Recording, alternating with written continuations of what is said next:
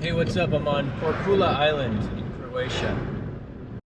It's a very cool island, and I think all day today I'm going to be talking about and thinking about integration. It's something that keeps coming up on this trip. I remember one time I was in Toronto and I was at a bus station. I was coming from Washington, D.C. and heading toward Alaska, and I saw like 4 Japanese guys walk through in full Tommy Hilfiger gear, head to toe. Like every piece was matching, like it was a costume. It was Zoolander before Zoolander. And each one had their own color. They were fully represented.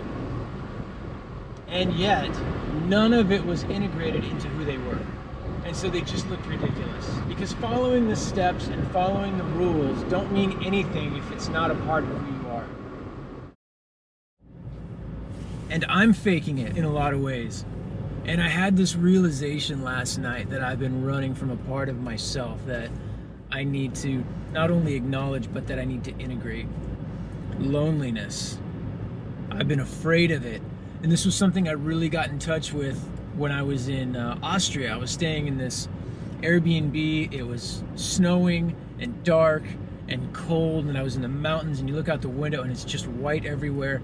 And there was just this feeling of very aloneness. And I realized that it wasn't being alone that was painful for me, and it wasn't even loneliness that was painful for me. It was fear of letting it in. Because what might it do to me if I accept it?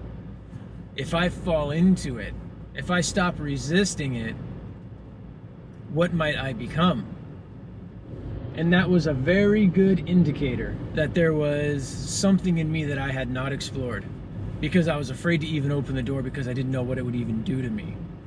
Well, that also means that that's a place where there's something good waiting for me. There's something there that needs to be integrated. There's a part of me that I'm resisting, that I'm fighting against, and there's an opportunity here for me to become that one person that I want to be, unified, complete, integrated. And it kind of really sprung on me during this trip. I'm on an island called Korc. It's perfect. The weather is perfect. The buildings are perfect. The roads are great. The water temperature is awesome. It's nice, clear ocean. You can swim in it all day long. There's good looking women here. There's good food. There's live music everywhere you go. I have a car to drive. I can rent a scooter if I want to for 25 bucks a day. It's all here. It's all here, and I realized there was nothing to complain about. And that left me once again face to face with myself. And I felt really lonely in the middle of all of this.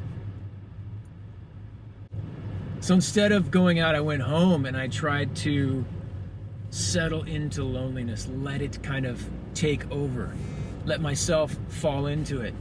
And I wasn't able to get there, but I got the sense that I'm making progress, that my subconscious is a little bit closer to offering this to me, to my conscious mind, to see it and to experience it.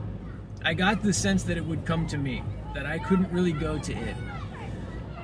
And I've had that experience before where I tried to access a part of myself, but I couldn't. I had to kind of just put out the invitation and wait for it. So we'll see how this goes. So I'm going to be driving around this island today, vineyards, and it reminds me kind of like the Tuscany region. Maybe it's the vineyards, maybe it's the buildings. I don't know.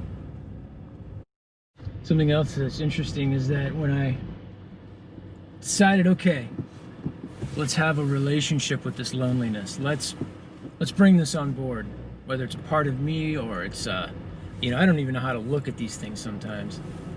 I looked around and suddenly I just saw lonely people everywhere. Lonely people with people. Lonely people without people.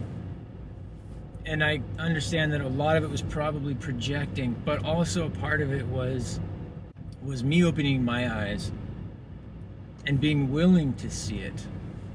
Being willing to see it.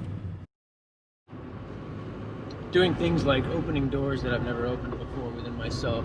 The more I do it, the less courage it takes. The more I do it and the more it works out, the more I realize that I want to become one person more than I want to become a healthy person or a right person or a functional person or a capable person. It's those types of thoughts of being functioning, healthy, capable, right, that keep me from opening the doors in the first place. More than anything, I just want to be whole.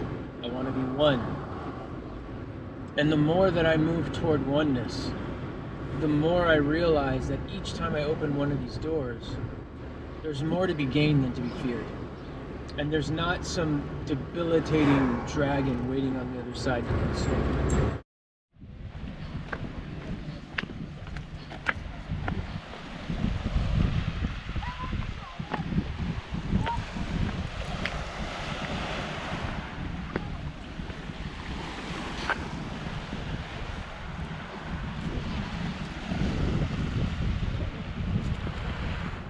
You mean to tell me I could have taken a paved road here? You're kidding me.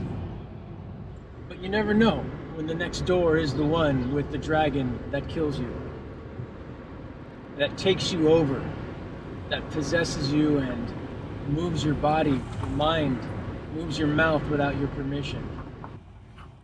You don't ever really know. And so yes, it takes courage. And I suppose that this is where the spiritual foundation comes into play for me. I know that no matter what experiences I go through emotionally, even on a subconscious level, who I am or what I'll become if I allow myself to just become whatever I naturally am, I know that no matter what the outcome of that is, there's something even deeper and more true about me than all of that. That's helpful. It doesn't mean I would live a functional life on Earth. It doesn't mean that I wouldn't hurt people while I was here. It doesn't mean that I wouldn't end up in prison or in hell on Earth. But what it means is that there's something deeper than all of that.